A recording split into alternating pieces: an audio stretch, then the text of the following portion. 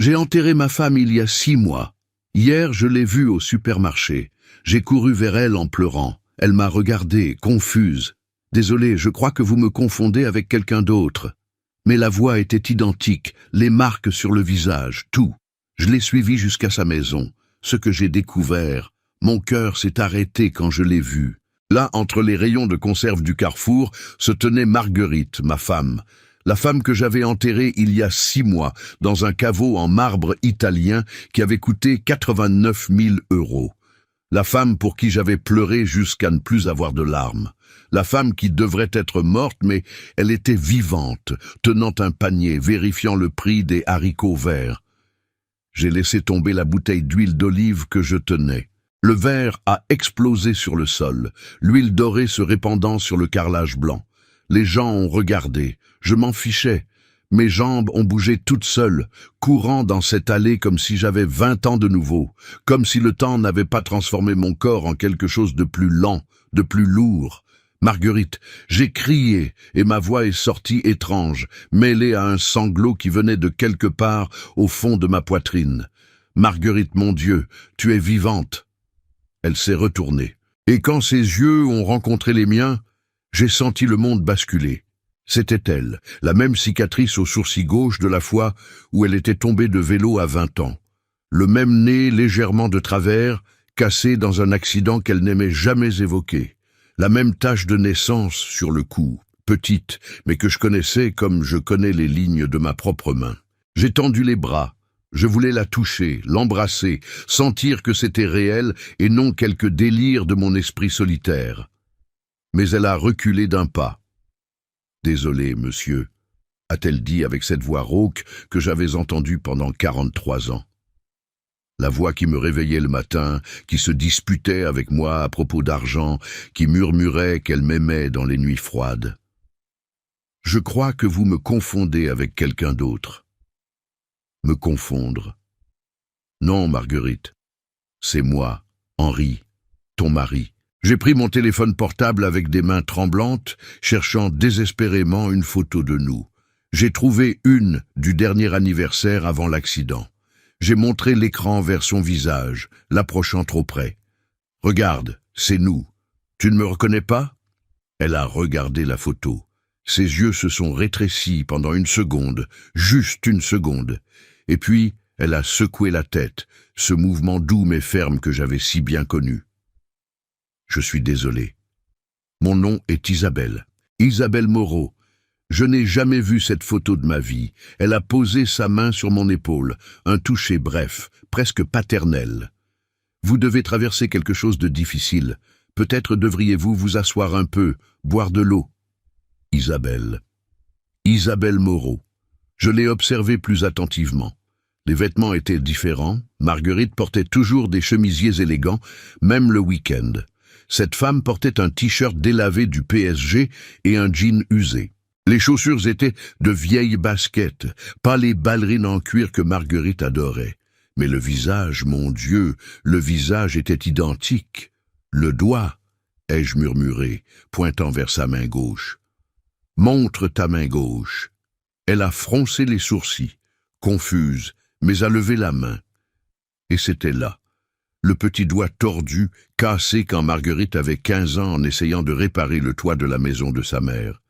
J'ai senti mon estomac se retourner. « Écoutez, monsieur, je dois y aller », a-t-elle dit en s'éloignant déjà. « J'espère que vous allez bien, mais je ne suis vraiment pas celle que vous pensez. » Elle a poussé son chariot, tournant dans l'allée vers les caisses. Je suis resté là, tremblant, tandis qu'une employée venait nettoyer l'huile renversée. Les gens passaient à côté de moi, lançant des regards de pitié ou d'agacement. J'aurais dû partir. J'aurais dû chercher de l'aide. Mais quelque chose en moi, cette voix qui m'avait toujours alerté quand quelque chose n'allait pas, la même voix que j'avais ignorée tant de fois au cours de ma vie, criait que ce n'était pas une coïncidence. Je l'ai suivie. J'ai gardé mes distances, me cachant entre les rayons comme un voleur. J'ai vu quand elle a payé ses courses en espèces, refusant le ticket de caisse. J'ai vu quand elle est sortie du supermarché et est montée dans une vieille Renault Clio blanche, avec une bosse sur la porte arrière. J'ai noté mentalement la plaque d'immatriculation. AB 257 CD. Je suis monté dans ma voiture, la Peugeot 508 que Marguerite m'avait offerte 2 ans avant de mourir, et je l'ai suivie dans les rues de la ville. Mon cœur battait si fort que j'arrivais à peine à tenir le volant.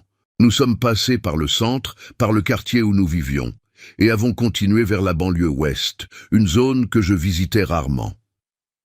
Elle s'est garée devant une maison simple, peinte en verre d'eau, avec un petit jardin et des grilles blanches. Une maison ordinaire, anonyme. Elle est descendue de la voiture en portant les sacs de course. Et alors, la porte d'entrée s'est ouverte. Un homme est apparu, plus jeune que moi, devait avoir dans les 50 ans, cheveux noirs attachés en queue de cheval. Il a souri en la voyant. Pas un sourire poli de voisin, un sourire de mari. Il l'a embrassé sur la joue, a pris l'un des sacs, et alors 2 enfants ont couru par la porte. Un garçon et une fille, peut-être 8 et 10 ans. Ils ont sauté sur elle en criant « Mamie, mamie, tu as apporté la glace !»« Mamie !» Elle a ri, ce rire de côté que j'avais si bien connu. Ils sont tous entrés ensemble dans la maison. La porte s'est fermée. Je suis resté assis dans la voiture, garé à environ 50 mètres de là, tandis que le soleil de l'après-midi entrait par la fenêtre et réchauffait mon visage mouillé de larmes que je ne savais même pas que je versais. 43 ans de mariage, 6 mois de deuil, des nuits entières à pleurer seul, serrant l'oreiller qui gardait encore son parfum. Et elle était là, vivante, avec une autre famille, avec des petits-enfants dont je ne savais même pas qu'ils existaient. J'ai pris mon téléphone et j'ai pris des photos de la maison, de la voiture, de la plaque. Mes mains tremblaient tellement que la moitié des photos étaient floues, mais j'en ai obtenu quelques-unes nettes. Quand la lumière du jour a commencé à diminuer, j'ai démarré la voiture et conduit jusqu'à la maison en pilote automatique. Je ne me souviens pas du trajet, je me souviens seulement de m'être garé dans le garage et d'être resté assis dans le noir, regardant les photos sur mon téléphone, les comparant aux anciennes photos de Marguerite. Chaque détail correspondait. Chaque marque, chaque trait, chaque imperfection. Je suis entré dans la maison, la grande maison vide que Marguerite m'avait laissée, ou plutôt qui m'avait été laissée quand elle est morte. Je me suis assis dans le salon, toujours avec les lumières éteintes, et c'est alors qu'une question a traversé mon esprit comme un éclair glacé. Si Marguerite est vivante, qui diable avons-nous enterré? Si vous voulez savoir comment cette histoire troublante se déroule, abonnez-vous à la chaîne Les Conseils de Papy pour ne pas manquer les prochains chapitres. Parce que ce que j'étais sur le point de découvrir allait bien au-delà de ce que mon esprit pouvait traiter à ce moment-là. J'ai passé toute la nuit éveillé. Assis à la table de la cuisine, avec la lampe allumée, j'ai étalé toutes les photos que j'avais de Marguerite. Des photos de notre mariage, d'elle encore jeune, avec ce tailleur marron que nous avions loué parce que nous n'avions pas l'argent pour en acheter un. Des photos des anniversaires de Julien, notre fils, des photos de vacances, de barbecue, de Noël. Et à côté, sur l'écran du téléphone, les photos que j'avais prises cet après-midi. Zoom, encore un. J'ai comparé chaque centimètre. La cicatrice au sourcil, identique, la forme de l'oreille gauche, un peu plus grande que la droite, pareil. La tache de naissance sur le cou, en forme de petite virgule, exactement au même endroit. Même la façon dont elle souriait de côté, montrant plus les dents du côté droit, absolument identique. J'ai pris une loupe que j'utilisais pour lire les notices de médicaments et j'ai examiné une vieille photo de Marguerite sans chemise, prise sur une plage à Nice il y a 15 ans. Là se trouvait le petit grain de beauté sombre près de la clavicule. J'ai agrandi la photo du téléphone où Isabelle se retournait pour prendre le sac de la voiture. Le chemisier s'était un peu soulevé. Le même grain de beauté, au même endroit. Impossible. Mais des jumeaux n'auraient pas les mêmes taches de naissance, n'est-ce pas? Les cicatrices ne sont pas génétiques. Et ce doigt cassé. Je me suis levé, j'ai marché dans la maison. Je suis revenu à la table. L'horloge murale indiquait 4h20 du matin. Dehors, la ville dormait encore. J'ai pris l'album de photos de mariage. J'ai passé mes doigts sur les images décolorées. Là se tenait Marguerite à 25 ans, mince, souriante, avec cette moustache fine qu'elle a ensuite rasée. Là j'étais, moi, à 22 ans, portant un costume blanc simple que ma mère avait cousu, les cheveux attachés avec des fleurs naturelles. Nous étions pauvres. Elle travaillait comme assistante dans un magasin de matériaux de construction. J'étais tailleur. Nous vivions dans une petite chambre louée qui contenait à peine le lit, mais nous étions heureux. Ou du moins je pensais que nous l'étions. Quand Julien est né 3 ans plus tard, les choses ont commencé à s'améliorer. Marguerite avait un talent pour les ventes. En 10 ans, elle est passée d'assistante à gérante. En 20 ans, elle possédait déjà 3 magasins de matériaux de construction répartis dans la ville. Notre vie a changé. Maison en propriété, voitures, voyages occasionnels. Mais Marguerite voyageait beaucoup pour le travail, 2, 3 fois par mois. Elle restait absente, 4, 5 jours, concluant des affaires, disait-elle, visitant des fournisseurs. Je n'ai jamais eu de soupçons. Pourquoi en aurais-je eu? Elle revenait toujours fatiguée, stressée, se plaignant de réunions et de routes. Elle apportait des cadeaux pour moi et pour Julien. Elle disait que nous lui manquions. Maintenant, regardant en arrière avec ce nouveau prisme d'horreur, chaque voyage semblait être un mensonge soigneusement construit.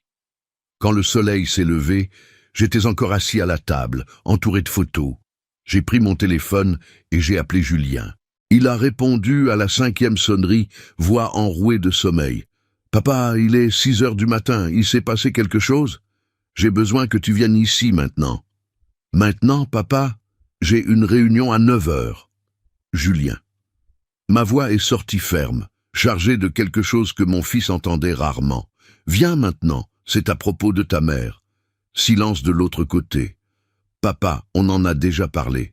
Tu dois faire une thérapie. Ce deuil prolongé, ce n'est pas « j'ai vu ta mère hier ».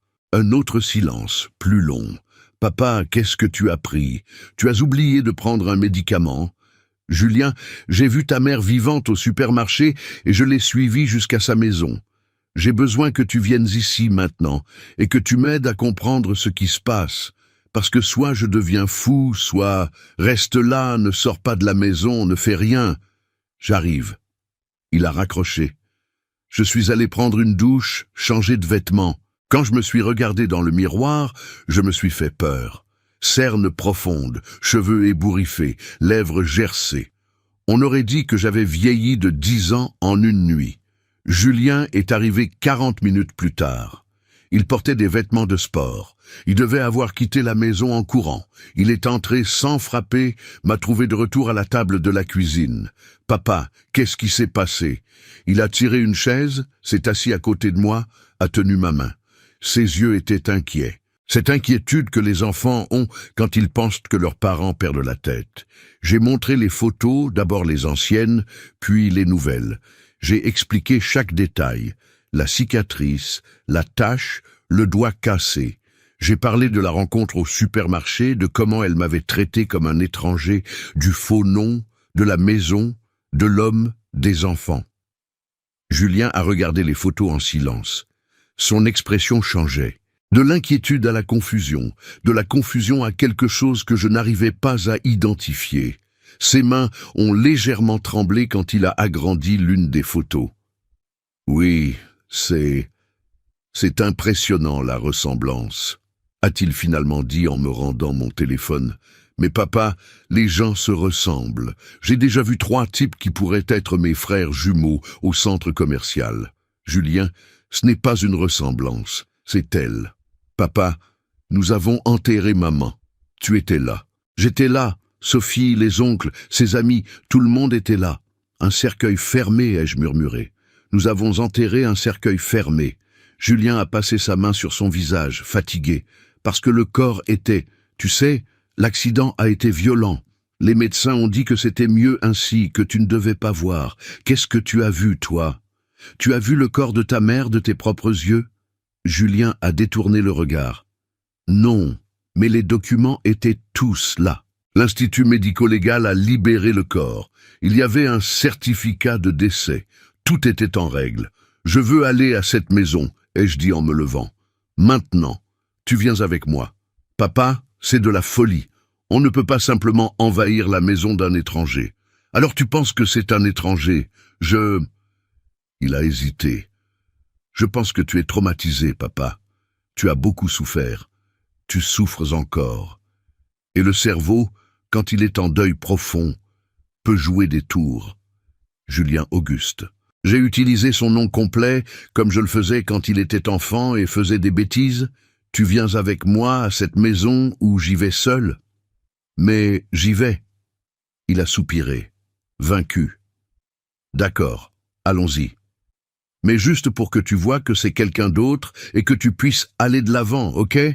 Nous sommes sortis dans sa voiture, une Renault Mégane noire de l'année. La circulation du matin était déjà dense. Julien conduisait en silence, la mâchoire tendue. J'ai donné les directions. Quand nous sommes arrivés dans la rue de la Maison Vert d'Eau, je lui ai demandé de se garer quelques mètres avant. C'est celle-là. J'ai pointé du doigt. La Clio blanche était dans le garage. Il y avait de la lumière allumée dans la cuisine. Nous pouvions voir des ombres bouger à travers le rideau. Julien est resté à regarder fixement la maison. Ses doigts tambourinaient sur le volant. Quelque chose qu'il faisait quand il était nerveux, depuis qu'il était petit. « Tu veux que j'aille là-bas » ai-je demandé. « Non, attends. Nous sommes restés assis là pendant peut-être 5 minutes. Puis la porte d'entrée s'est ouverte. Isabelle est sortie portant une combinaison bleue de mécanicien, transportant une boîte à outils. Elle a marché jusqu'à la Clio. Julien est devenu pâle. « Fils, tu vas bien ?» Il n'a pas répondu. Il regardait juste fixement la femme qui montait dans la voiture. La Clio est sortie du garage et passée devant nous. J'ai pu voir son visage clairement à travers la fenêtre. Marguerite. C'était Marguerite, plus âgée, plus fatiguée, mais c'était elle. La voiture a tourné au coin et a disparu. Quand j'ai regardé Julien, j'ai vu qu'il pleurait. Des larmes silencieuses coulaient sur son visage. « Julien !» Mon estomac s'est glacé. « Julien, qu'est-ce que tu ne me dis pas ?» Il a appuyé son front sur le volant. « Papa !» Sa voix est sortie brisée. « Papa, je suis désolé. » Et à ce moment, tandis que le soleil du matin illuminait l'intérieur de la voiture et que mon fils s'effondrait à mes côtés, j'ai su que ce que j'étais sur le point de découvrir allait détruire bien plus que juste mon mariage. Cela allait détruire toute ma famille. « Parle !» ai-je ordonné. Et ma voix est sortie dure comme de la pierre. « Parle maintenant, Julien. » Il a essuyé son visage, avec le dos de sa main, respirant profondément, essayant de se recomposer, mais les larmes continuaient à tomber. « Papa, ce n'était pas censé être comme ça. Ce n'était pas censé que tu découvres jamais. » J'ai senti quelque chose de glacé se répandre dans ma poitrine. Découvrir quoi? Julien a levé la tête, m'a regardé avec ses yeux bruns qu'il avait hérités de sa mère. Des yeux qui portaient maintenant la culpabilité, la peur, la honte. Maman n'est pas morte dans cet accident. Les mots ont flotté dans l'air entre nous, simples, directs, dévastateurs. Je le savais déjà. Au fond, depuis le moment où je l'avais vue au supermarché, je le savais. Mais entendre mon fils confirmer, c'était comme recevoir un coup de poing dans l'estomac. « Continue », ai-je murmuré. Elle avait cette autre famille, papa, depuis 25 ans. Cet homme, Thierry, ses enfants à lui, qui ont maintenant leurs propres enfants. Elle partageait sa vie entre vous deux, 25 ans de mensonges. J'ai pensé à tous les voyages, toutes les nuits où elle n'était pas rentrée à la maison, tous les week-ends à travailler, tous les anniversaires de Julien manqués parce qu'elle concluait une affaire importante. Et toi, tu savais ? Ai-je demandé, bien que je connaisse déjà la réponse par la façon dont il évitait mon regard. J'ai découvert il y a environ 3 ans. Il a passé sa main dans ses cheveux, nerveux. C'était accidentel. J'ai aidé maman à organiser des documents du magasin et j'ai trouvé des reçus, des achats en double, des paiements d'électricité, d'eau, de courses. 2 maisons. Je l'ai confrontée. Et qu'est-ce qu'elle a dit? Qu'elle t'aimait, papa. Qu'elle n'avait jamais voulu te blesser, mais qu'elle aimait aussi Thierry. qu'elle l'avait rencontré lors d'un voyage d'affaires dans le sud, que c'était quelque chose qui s'était passé et qu'ensuite, elle n'avait pas pu le quitter. Elle a dit qu'elle avait essayé de rompre plusieurs fois, mais qu'elle n'y arrivait pas. J'ai ri, un rire amer, sans humour, comme c'est pratique. La pauvre ne pouvait pas quitter son amant. Papa, et toi? Je me suis tourné vers lui, sentant la colère pour la première fois. Toi, tu as découvert, et quoi? Tu as accepté, tu as gardé le secret? Elle m'a supplié. Julien a élevé la voix, désespéré. Elle a dit que si tu découvrais, ça allait tout détruire. Que tu allais lui prendre la moitié des magasins, de la maison, de tout. Elle a dit qu'elle avait besoin de temps pour organiser les choses, pour protéger son patrimoine. Tu veux dire... Julien a baissé la tête. Je ne savais pas quoi faire. C'était ma mère, papa, et d'une certaine façon, je ne voulais pas non plus que tout se perde. Les magasins, le travail qu'elle avait construit, qui serait à moi un jour. Alors c'était ça. L'avidité. Pure et simple avidité. Raconte tout, ai-je ordonné. Depuis le début, je veux connaître chaque détail de cette farce. Julien a respiré profondément, s'est essuyé le visage à nouveau. Il y a 6 mois, maman m'a cherché.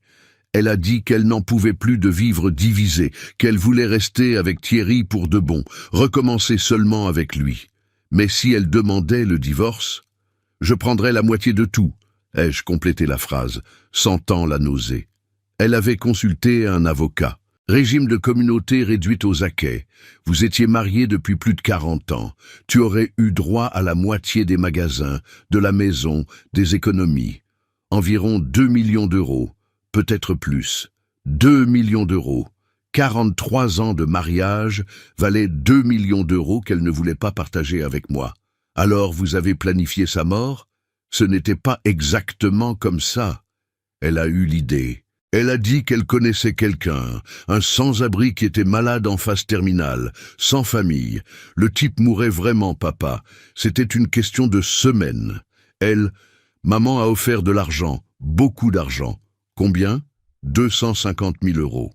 Pour la seule nièce que le type avait, qui vivait dans le Nord et ne lui rendait jamais visite. L'argent serait transféré après qu'il soit mort. J'ai eu envie de vomir. Vous avez acheté un corps. Le type mourait de toute façon. Julien s'est défendu, mais sa voix était faible. Il a accepté. Il a dit qu'au moins sa nièce aurait une vie meilleure. Et l'accident a été mis en scène. Maman a voyagé dans cette ville dans le sud, comme elle le faisait toujours.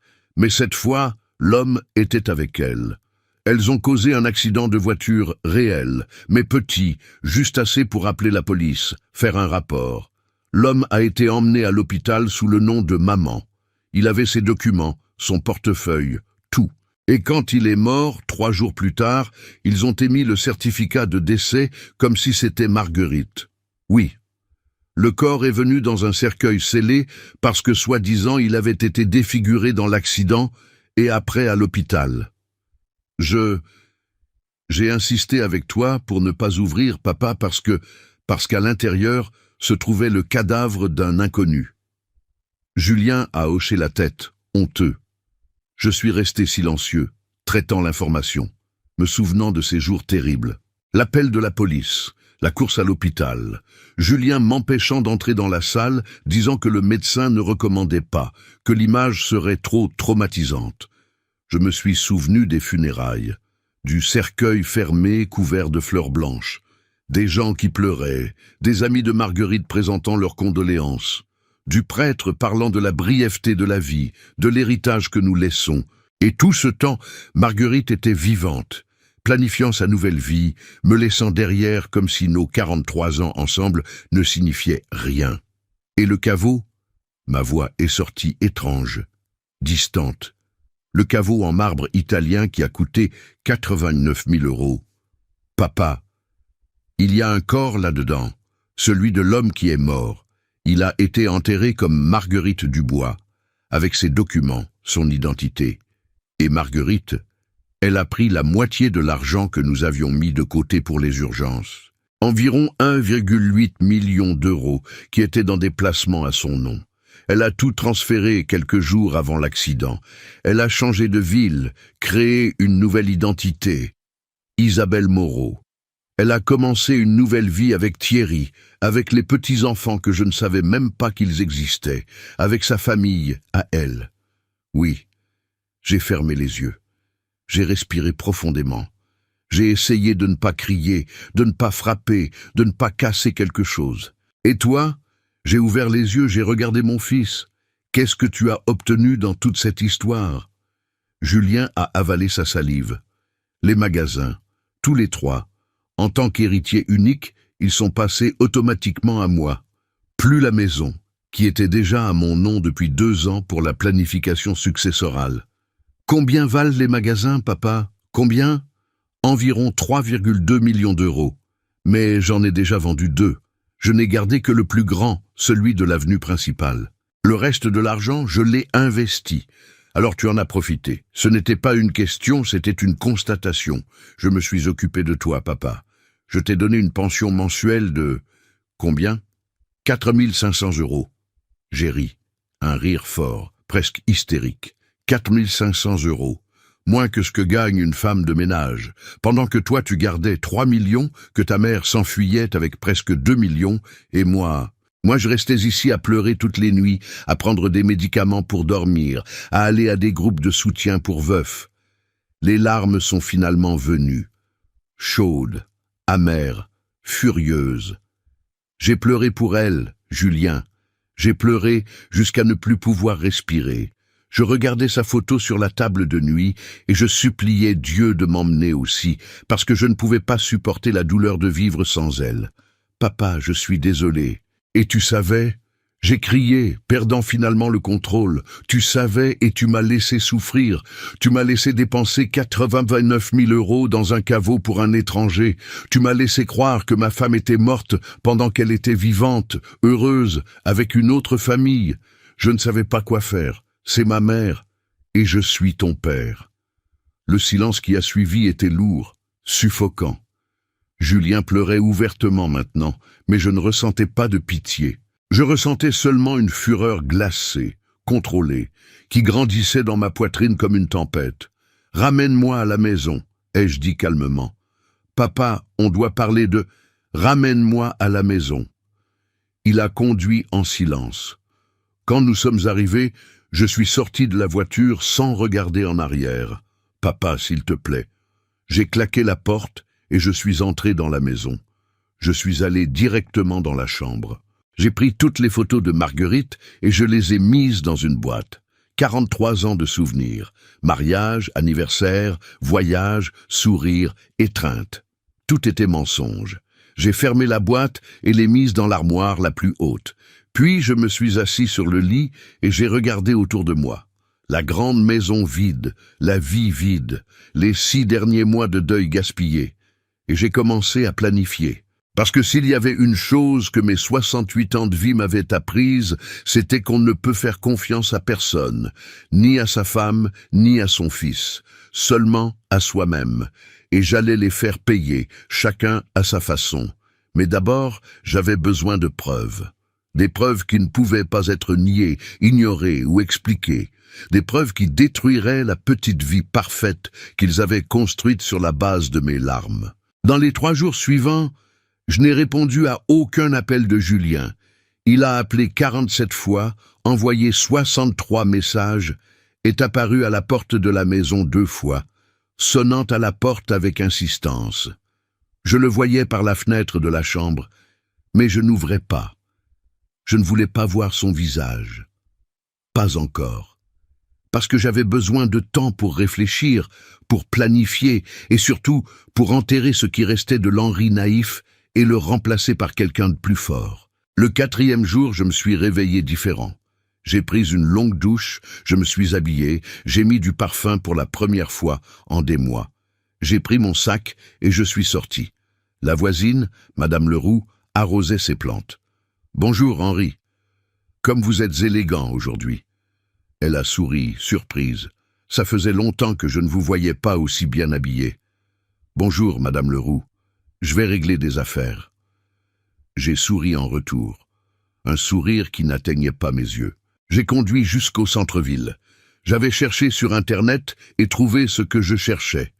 Durval, investigation privée. Le bureau était dans un vieil immeuble, 3e étage, bureau 305. J'ai monté les escaliers. L'ascenseur était en panne. Et j'ai frappé à la porte vitrée opaque avec le nom peint en lettres dorées écaillées. Entrez. Une voix rauque a répondu. Le bureau était petit, exigu, sentant le vieux café et la cigarette. Derrière un bureau couvert de papier se trouvait un homme d'environ 60 ans, chauve, portant une chemise sociale froissée avec les manches retroussées. Il m'a regardé par-dessus ses lunettes de lecture. « Oui, j'ai besoin de vos services », ai-je dit en m'asseyant sur la chaise en face de lui sans attendre l'invitation. Il s'est adossé, m'évaluant. Je savais ce qu'il voyait. Un monsieur aux cheveux grisonnants, bien habillé, avec des bijoux discrets. Quelqu'un avec de l'argent. Quel type de service? Investigation d'une personne. J'ai pris mon téléphone, montré la photo d'Isabelle que j'avais prise. J'ai besoin de tout savoir sur cette femme. Où elle habite, où elle travaille, avec qui elle est en relation, combien elle a d'argent. Tout. Durval a pris le téléphone, a agrandi la photo. Mari qui trompe. Ex-femme qui devrait être morte. Ça a capté son attention. Il s'est penché en avant. Histoire intéressante. Continuez. J'ai raconté. Pas tout, mais suffisamment. L'accident, les funérailles, la rencontre au supermarché, l'autre famille. Je n'ai pas mentionné Julien. Pas encore. Cette carte, je la garderai pour jouer au bon moment. Durval écoutait en silence, prenant des notes occasionnelles dans un vieux carnet. « Et vous voulez des preuves ?» a-t-il conclu quand j'ai terminé. « Je veux tout. Documents, photos, enregistrements, si possible. J'ai besoin de quelque chose d'incontestable.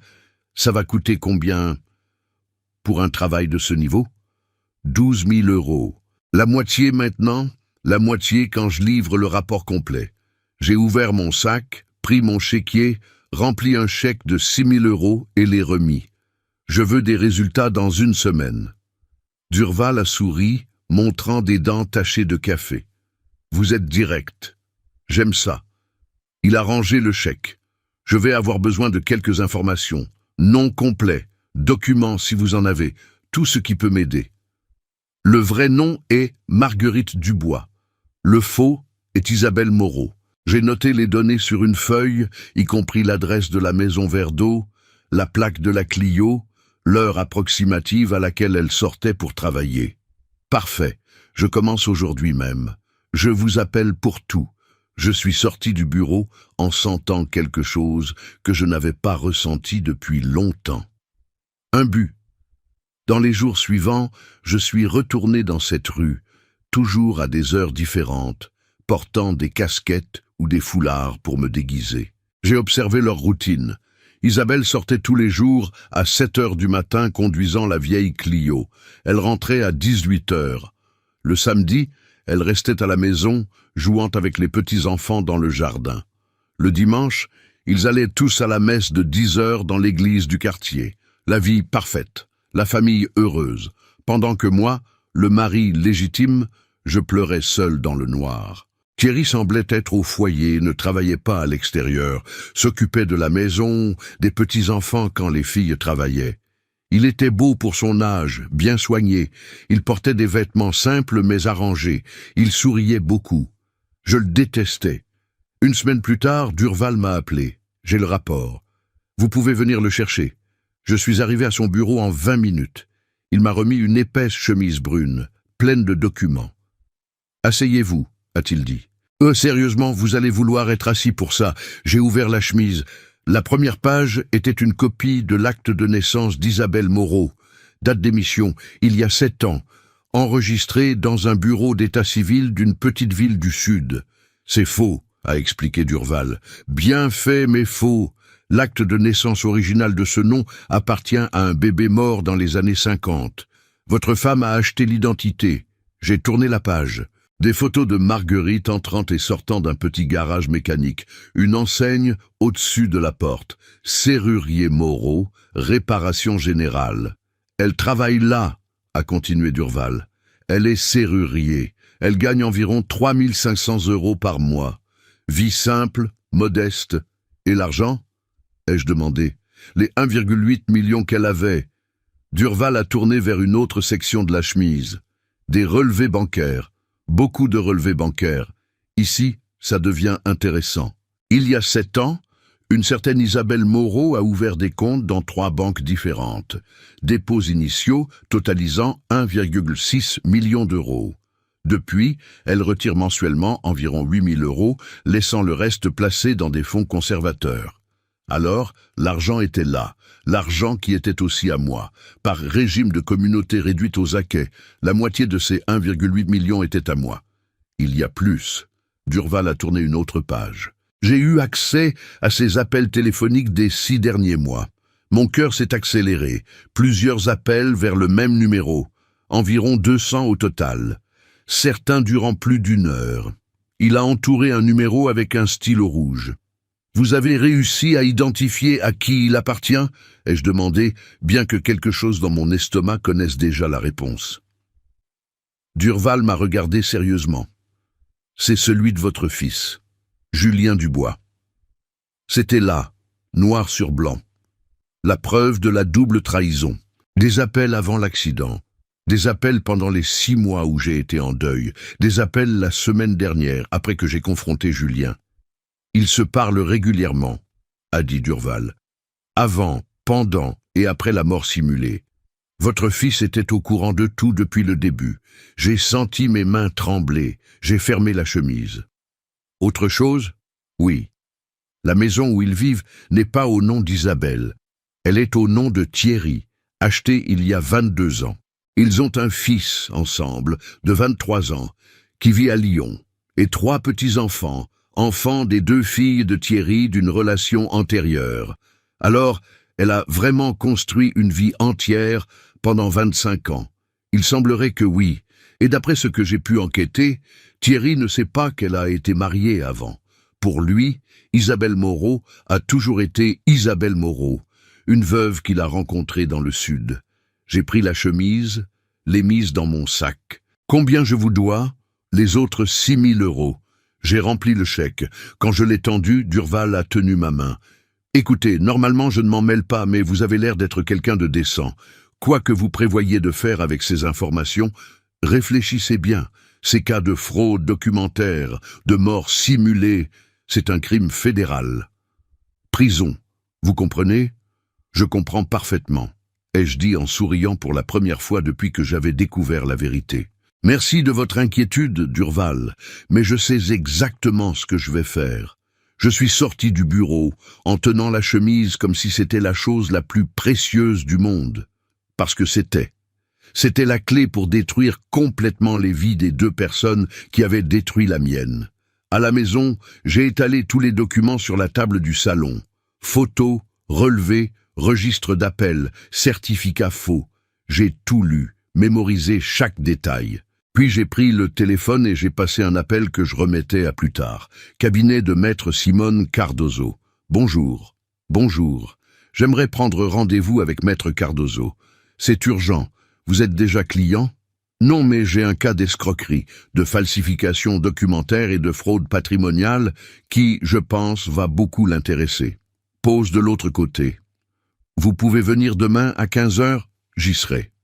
J'ai raccroché et j'ai regardé par la fenêtre. Le soleil se couchait, peignant le ciel en orange et rose. Une belle journée, tranquille. Le dernier jour de paix que Marguerite et Julien auraient pendant longtemps.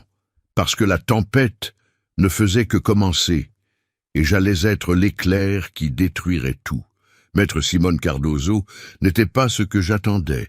Quand je suis entré dans son bureau, un espace moderne au 10e étage d'un immeuble commercial du centre, j'ai trouvé une femme d'environ 40 ans, noire, cheveux crépus attachés en un chignon impeccable, portant un tailleur gris qui exudait la compétence.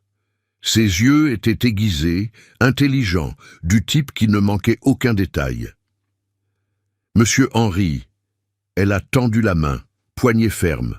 « Asseyez-vous, s'il vous plaît. » Je me suis assis sur la chaise en cuir en face de son bureau. Par les fenêtres, on voyait toute la ville. En bas, les gens vivaient leur vie normale, ignorant les drames qui se déroulaient dans les étages supérieurs. Café? Eau? Non, merci. Je suis allé droit au but. Maître Simone s'est installé dans sa chaise, a croisé les mains sur le bureau. Ma secrétaire a dit que vous avez un cas d'escroquerie et de fraude. Racontez-moi. J'ai posé la chemise de Durval sur le bureau et j'ai commencé à parler. J'ai tout raconté depuis le début. Les 43 ans de mariage, les voyages constants de Marguerite, la deuxième famille qui a duré 25 ans, le faux accident, le corps acheté, les funérailles où j'ai vraiment pleuré pendant que ma femme était vivante, le fils qui savait et qui a caché, les millions détournés, la pension misérable qu'il me donnait comme si c'était une faveur. Maître Simone écoutait sans interrompre, prenant des notes occasionnelles. Quand j'ai terminé, elle a ouvert la chemise et a commencé à examiner les documents. Elle a pris presque 20 minutes, lisant chaque page avec attention. Finalement, elle s'est adossée à sa chaise et a sifflé doucement. « Monsieur Henry, c'est une bombe. Je sais.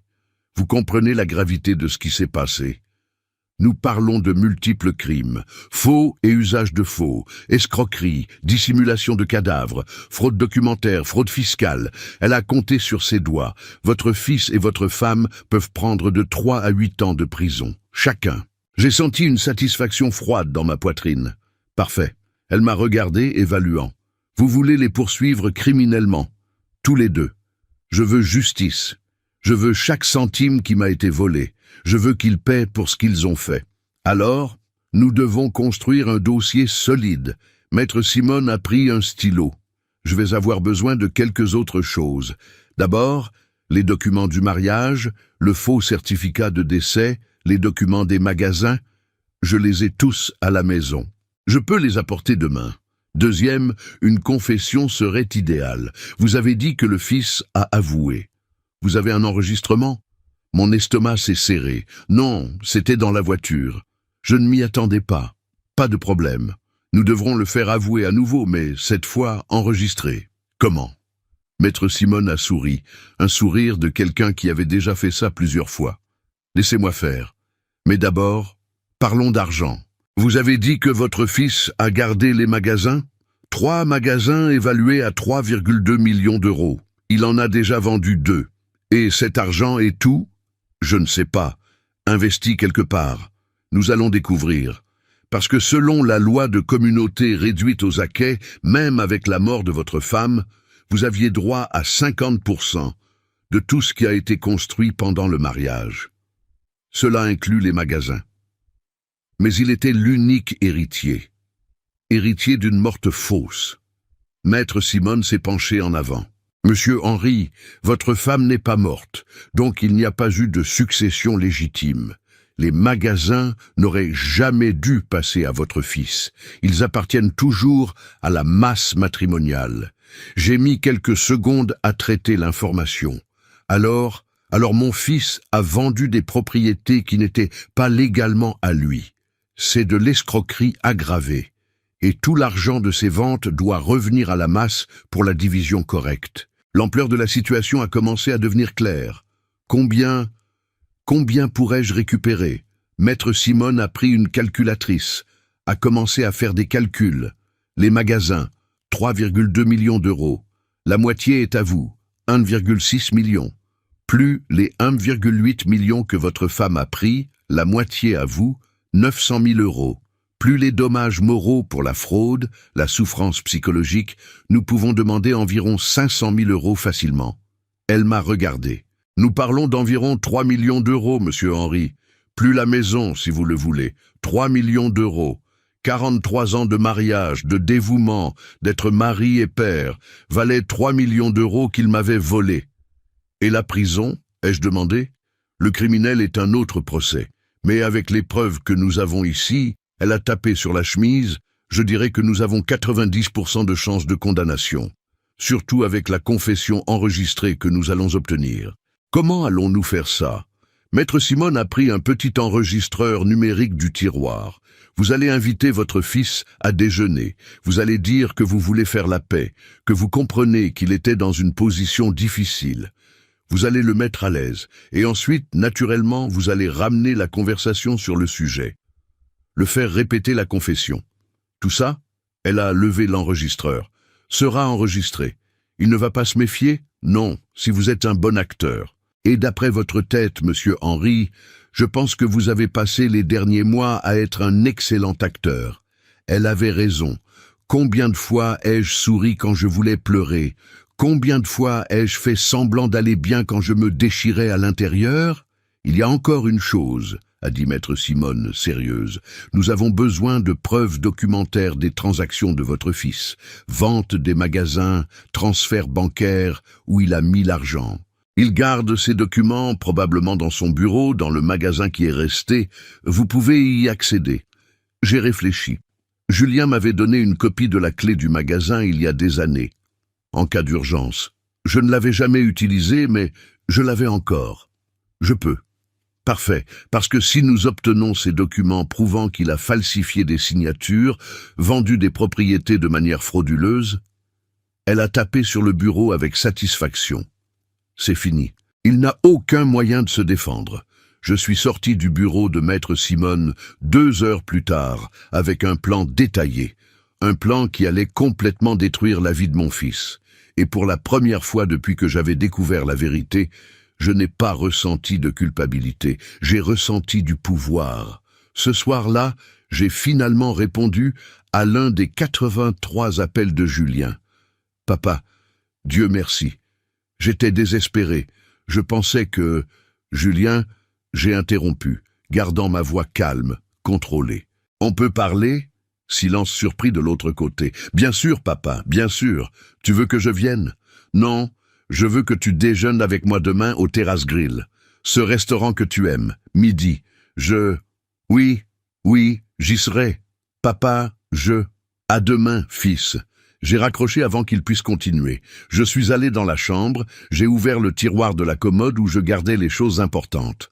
Là, au fond, sous les vieux mouchoirs, se trouvait la clé du magasin. Je l'ai prise. J'ai senti le poids froid du métal dans la paume de ma main. Demain, pendant le déjeuner avec Julien, pendant qu'il avouerait tout à nouveau, pensant que je pardonnais, que j'étais le père compréhensif de toujours, maître Simone serait au magasin avec une ordonnance judiciaire de perquisition, collectant chaque document, chaque preuve, chaque évidence de sa trahison. Et après le déjeuner, quand j'aurais l'enregistrement et qu'elle aurait les documents, nous présenterions tout au procureur de la République. Julien serait arrêté dans les 48 heures. Marguerite, ou Isabelle, ou quel que soit le nom qu'elle utilisait maintenant, serait exposée, perdrait tout, et devrait rendre chaque centime qu'elle m'avait volé, avec intérêt et correction. Et moi, finalement, j'aurais ce que je méritais depuis le début, le respect. Je me suis regardé dans le miroir. L'homme qui me regardait n'était plus l'Henri qui avait pleuré pendant 6 mois. Ce n'était plus le mari naïf qui avait cru à tous les mensonges. C'était quelqu'un de nouveau, quelqu'un de plus fort, quelqu'un qui n'aurait aucune pitié. Le Terrasse Grill était au dernier étage d'un hôtel du centre, avec une vue panoramique sur la ville. Je suis arrivé 10 minutes en avance, portant un costume beige discret et le collier de perles que Marguerite m'avait offert pour notre 30e anniversaire de mariage. Ironique de porter ce collier justement aujourd'hui. L'enregistreur numérique était dans mon sac, déjà allumé. Maître Simone m'avait instruit de laisser le sac ouvert sur la table, le plus près possible de Julien. L'appareil était sensible. Il capte tout. Julien est arrivé 5 minutes plus tard. Il avait l'air fatigué. Cernes profondes, barbe pas faite, la chemise sociale froissée. Mais c'était le regard qui m'a brisé. Vide, vaincu, sans cet éclat de confiance qu'il avait toujours eu. Il s'est assis sur la chaise en face de moi, main tremblante sur la table. « Papa !» Sa voix est sortie brisée. « Tu es venu. Je suis venu. » Silence gênant. Il tripotait ses mains nerveusement, ne sachant pas par où commencer. Je ne sais pas quoi dire. J'ai passé une semaine à penser à quoi dire et maintenant je n'ai pas de mots. Alors écoute, Ma voix est sortie ferme. Je suis venu ici parce que Maître Simone a dit que tu avais besoin de clôture avant la délation. Mais j'ai besoin que tu comprennes une chose. Je ne suis pas venu ici pour te pardonner. J'ai vu la douleur traverser son visage. Je sais que j'ai tout gâché. Je sais que je ne mérite pas le pardon. Mais papa, j'ai besoin que tu saches que je n'ai jamais voulu te blesser. Jamais. Mais tu l'as fait, profondément. Je sais. Des larmes ont commencé à tomber. Tous les jours ici, je pense à ça. Je pense à comment tu as dû te sentir quand tu as découvert la trahison. Pas seulement celle de maman, mais la mienne aussi. Et je me déteste pour ça, papa. Je me déteste tellement. La haine de soi ne change pas ce que tu as fait. Je sais. Mais j'ai besoin que tu comprennes le contexte. Quand maman m'a cherché avec ce plan insensé, je venais de découvrir les dettes. 800 000 euros, papa. Les magasins coulaient. Si tu demandais le divorce et prenais la moitié, il n'allait rien rester. Les magasins allaient fermer, les employés allaient être licenciés. Tout ce que maman avait construit allait... Tout ce que nous avons construit, ai-je corrigé. J'étais là, Julien, à chaque décision, à chaque sacrifice. J'ai renoncé à ma carrière de tailleur pour m'occuper de toi pendant que ta mère construisait l'entreprise. J'étais associé aussi, même si ce n'était pas sur le papier. Il a baissé la tête, honteux. Tu as raison. J'ai été égoïste. Je n'ai pensé qu'au patrimoine, à l'argent, au futur que j'avais planifié.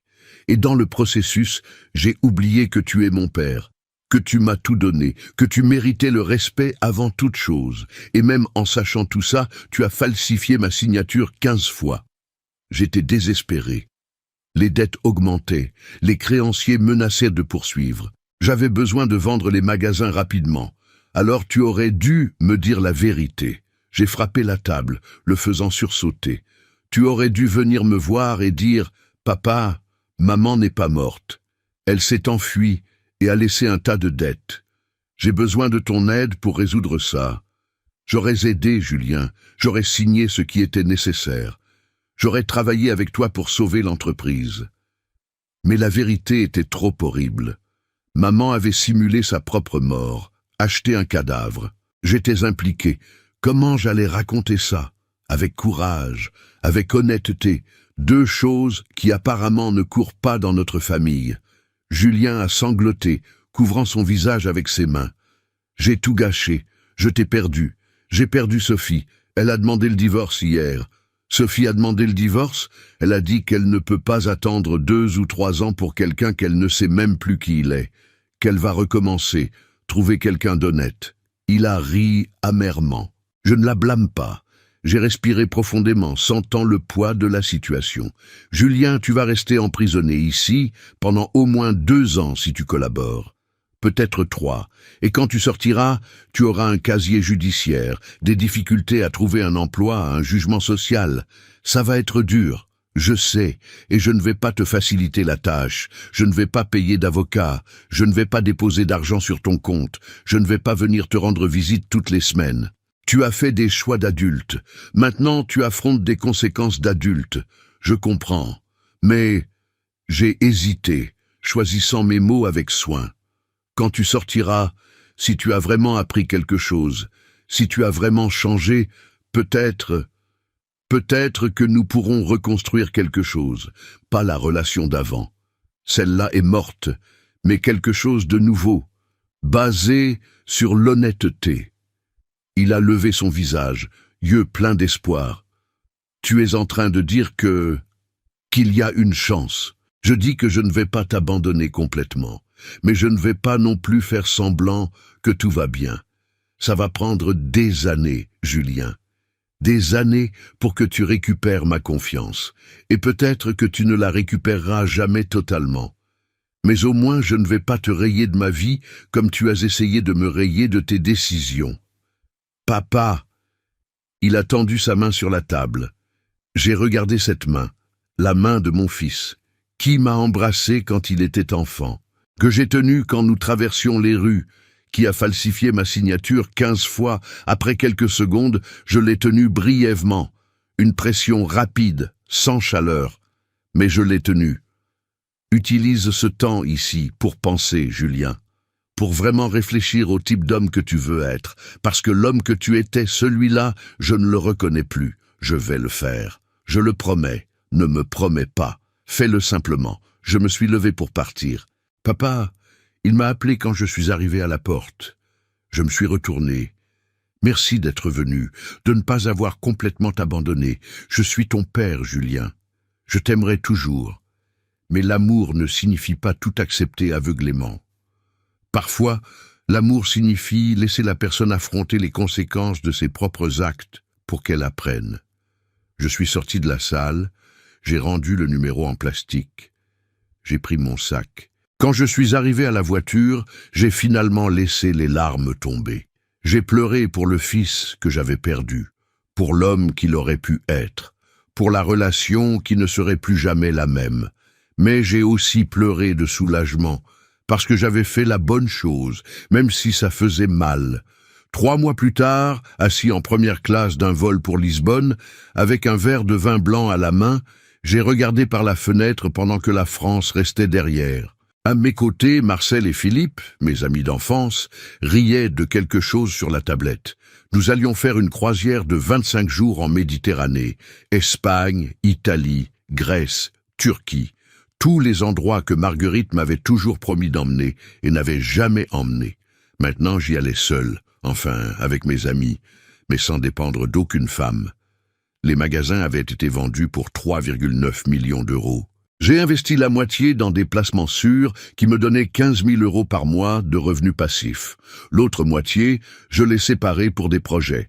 Le premier projet, j'ai fait un don de 300 000 euros à une ONG qui aidait les hommes victimes de violences patrimoniales et financières. Des hommes comme moi, qui avaient été volés, trompés, manipulés par des membres de leur famille. Le deuxième projet, j'ai acheté un petit atelier au centre et je suis retourné à la couture. Pas parce que j'avais besoin de l'argent, mais parce que ça avait été ma passion avant d'y renoncer pour être juste mari et père. Maintenant, à 69 ans, je récupérais qui j'étais avant tout ça. Marguerite avait été condamnée à 8 ans de prison. Avec la délation de Julien, elle n'avait pas réussi à réduire un seul jour. Elle purgeait sa peine en régime fermé. Thierry ne la visitait plus. Les petits-enfants ne savaient même pas vraiment où elle était. La famille avait inventé qu'elle avait déménagé loin. Julien purgeait sa peine en régime semi-ouvert depuis le mois dernier pour bonne conduite. Il travaillait dans une menuiserie à l'intérieur de la prison, gagnant un salaire minimum. Sophie avait divorcé et sortait déjà avec quelqu'un d'autre, d'après ce qu'on m'avait raconté. Je le visitais une fois par mois. Des conversations courtes, encore tendues, mais il était différent, plus humble, plus conscient. Peut-être que la prison changeait vraiment quelque chose en lui, ou peut-être que c'était juste mon impression. Le temps le dirait. « Henri, ça va ?» Marcel m'a poussé du coude. « Tu es resté silencieux tout à coup. Je vais très bien. » J'ai souri. Et c'était vrai. Je pensais juste à comment la vie peut changer en quelques mois. « Elle a changé pour le mieux », a dit Philippe en levant son verre. Un toast à notre ami qui est allé au fond et est revenu plus fort. Je ne sais pas si je suis revenu plus fort, ai-je réfléchi, mais je suis revenu plus conscient, plus attentif, plus moi-même. C'est ça être fort, a dit Marcel en souriant, parce que la force n'est pas de ne pas tomber, c'est de se relever après être tombé. Nous avons trinqué. L'avion a décollé et pendant que nous montions au-dessus des nuages, j'ai pensé à tout ce que j'avais perdu et tout ce que j'avais gagné.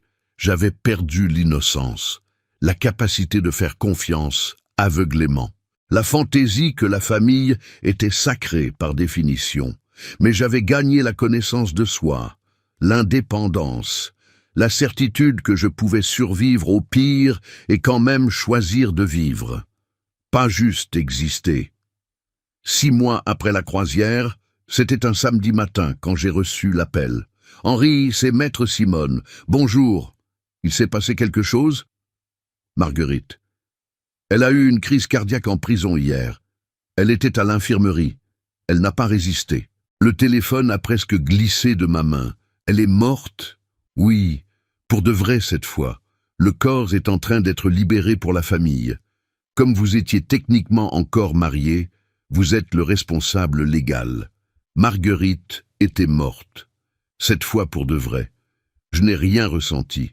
Ni tristesse, ni soulagement, ni colère. Juste un vide distant. Qu'est-ce que je dois faire? Vous devez décider des funérailles. Si vous voulez l'enterrer, la crémer. Ou, j'ai pensé au caveau en marbre italien qui avait coûté 89 000 € où était enterré un inconnu. Crémer et jeter les cendres à la mer. Sans cérémonie. Vous êtes sûr? Absolument. Elle a déjà eu des funérailles. Des très chères d'ailleurs. Elle n'en aura pas d'autres. Et Julien, il a déjà été notifié. Il demande à aller aux funérailles. Il n'y a pas de funérailles. Il peut dire au revoir aux cendres après, s'il veut. Mais je ne vais pas faire de spectacle. Pas encore. J'ai raccroché et je suis resté assis en silence sur la véranda de mon atelier. Marguerite était morte. La femme que j'avais aimée pendant 43 ans. La femme qui m'avait trahi pendant 25. La femme qui avait simulé sa propre mort pour m'abandonner. Maintenant, elle était vraiment morte, et je ressentais de la paix, parce que je ne lui devais plus rien, ni amour, ni haine, ni pardon. Elle faisait juste partie de mon passé maintenant, une partie douloureuse qui m'avait enseigné des leçons précieuses. 1 an après que tout ait commencé, j'étais dans l'atelier en train de coudre une robe de mariée pour la fille d'une cliente, quand Julien est apparu à la porte. Il était sorti de prison il y a 3 semaines, en liberté conditionnelle. Il était plus maigre, cheveux coupés courts, une barbe bien faite. Il portait des vêtements simples, jeans et chemise blanche. « Papa, je peux entrer ?» »« Entre. » Il est entré lentement, regardant autour. L'atelier était petit, mais confortable. Des mannequins avec des tissus, des machines à coudre, des bobines de fil colorées. Mon espace. C'est beau ici. Merci. Qu'est-ce qui t'amène? Il a respiré profondément. Je suis venu te dire au revoir. Au revoir? Je déménage à Lyon. J'ai trouvé un emploi dans une menuiserie. Là-bas, c'est un recommencement total, loin de tout, de tous, où personne ne connaît mon histoire. Je comprends.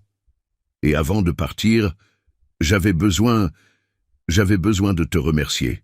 Me remercier pour ne pas avoir abandonné, pour m'avoir visité en prison, même quand je ne le méritais pas, pour être venu à la crémation des cendres de maman avec moi, pour m'avoir donné cette dernière chance d'être quelqu'un de meilleur. J'ai mis la couture de côté, je me suis levé. Julien, je ne t'ai donné aucune chance, c'est toi qui construis ça, avec du travail, avec des choix différents, avec de l'humilité. C'est tout ton mérite. Quand même, tu aurais pu m'abandonner complètement. Et tu ne l'as pas fait, parce que je suis ton père, et les pères n'abandonnent pas, mais ils ne couvrent pas non plus. Ça a été ma plus grande leçon cette année. Le véritable amour, c'est laisser la personne affronter les conséquences et grandir avec elle. Il a hoché la tête, les yeux mouillés. Je vais faire que ça marche à Lyon. Je vais reconstruire ma vie de zéro. Et un jour, je vais te rendre fier de moi à nouveau. Je suis déjà fier de l'homme que tu essaies d'être. Il s'est approché, hésitant. J'ai ouvert les bras. Et pour la première fois en plus d'1 an, j'ai embrassé mon fils pour de vrai. Pas une étreinte protocolaire, une étreinte de père. Quand il est parti, emmenant juste une valise et un futur incertain, je suis resté à la porte de l'atelier en le regardant partir. Et j'ai réalisé que j'avais accompli quelque chose de rare. J'avais transformé la douleur en croissance, la trahison en sagesse, la perte en recommencement. Aujourd'hui, 2 ans après avoir vu Marguerite vivante dans ce supermarché, je me réveille tous les jours dans ma maison. Je vais à mon atelier. Je couds mes pièces. Je prends le café avec mes amis. J'ai 15 000 € de revenus passifs par mois. Mon atelier facture 8 000 autres. Je n'ai besoin de rien, ni de personne. Julien m'appelle toutes les semaines de Lyon. Il sort avec une fille de là-bas, honnête, travailleuse. Il dit qu'un jour il veut me la présenter. Peut-être que j'irai. Ou peut-être que je demanderai qu'ils viennent ici. Je n'ai pas visité le tombeau vide de Marguerite depuis que j'ai découvert la vérité. J'ai fait mettre une plaque simple. Ici repose un inconnu. Qu'il trouve la paix. Parce que ce tombeau n'a jamais été celui de ma femme. C'était celui de mon innocence, et celle-là méritait de reposer en paix. Parfois, quand je coude, je pense à tout ce qui s'est passé et je me demande, ça valait la peine de détruire ma famille, de mettre mon fils en prison, d'exposer publiquement toute cette douleur? Et la réponse est toujours la même. Oui. Parce que j'ai appris que la dignité ne se négocie pas, que le respect ne se supplie pas, que l'amour-propre vaut plus que n'importe quel lien familial basé sur le mensonge. J'ai appris qu'il n'est jamais trop tard pour exiger justice, que 70 ans ne signifie pas qu'on doit tout accepter en silence, que l'âge apporte la sagesse, mais aussi le courage. Et surtout, j'ai appris que la meilleure vengeance n'est pas de détruire ceux qui vous ont blessé, c'est de vous reconstruire vous-même, plus fort, plus libre, plus vous-même que jamais. Si cette histoire a touché votre cœur, laissez dans les commentaires d'où vous regardez et ce qui vous a le plus marqué dans ce parcours. Chaque histoire que je partage ici est un rappel qu'il n'est jamais trop tard pour exiger le respect que nous méritons. Likez cette vidéo si vous croyez que la dignité n'a pas d'âge. Et abonnez-vous à la chaîne Les Conseils de Papy pour continuer à suivre des histoires vraies de dépassement, de justice et de recommencement. Parce qu'à la fin, peu importe combien d'années vous avez ou combien de temps vous avez perdu à vivre un mensonge, ce qui compte, c'est le courage de se réveiller un jour et de dire « À partir de maintenant, je choisis la vérité, je me choisis moi-même. » Et ce choix, mes amis, ce choix change tout. All the loot. Yeah, it's everywhere.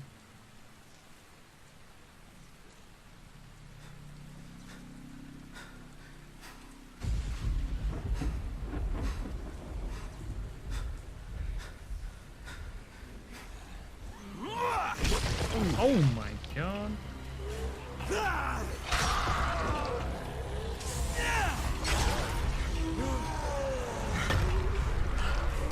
Oh Oh, shit. that's a big dude. Yep. Are we meant to fight him? Probably not.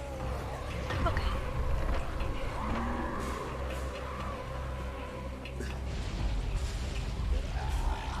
We might be going to Dead Island, I don't really know yet.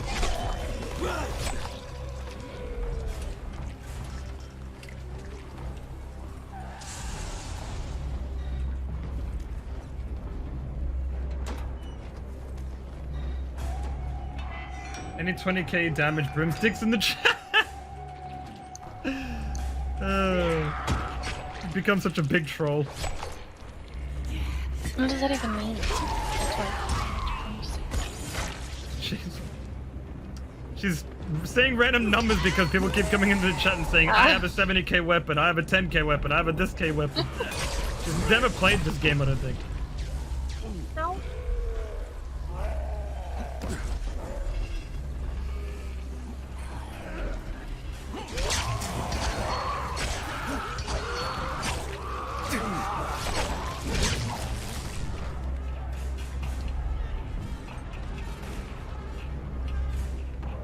I think it's the other one. Unless it's...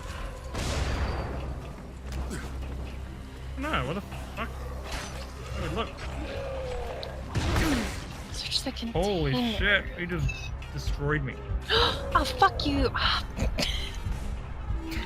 What did we do?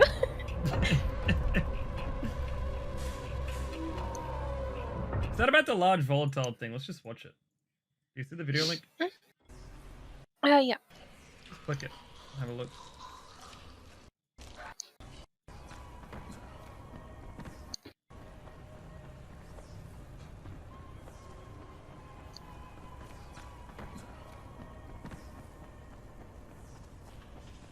Oh, this might have been later in the quest, maybe.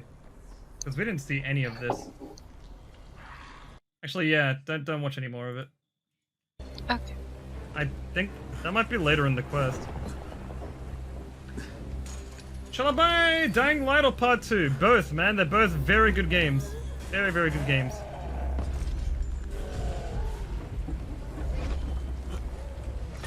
Welcome to the stream, by the way, dude. Hmm? This dude hit me.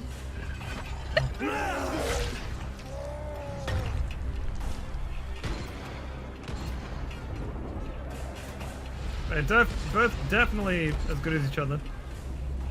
Well, kind of. I feel like this one has a lot of better aspects, and the other one has good ones too. Oh shit. Oh, there it is. Down the bottom. Oh, I'm dead. Gotcha. It's okay. Fucking hell. Those things are fucking annoying. That's what killed me too. Yeah.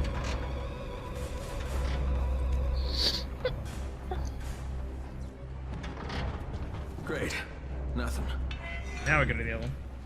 Oh yeah, definitely play both. They are very much worth playing, man. I promise you. I'm not usually one to recommend $90 price tag games, but Dying Light 2 is worth the price tag. I will say though that it doesn't have an audio bug, that if you're playing with friends, they won't be able to play with you after you finish the game ends. Because the audio is completely broken, they haven't patched it yet, so the only thing I can do is really wait for them to patch that.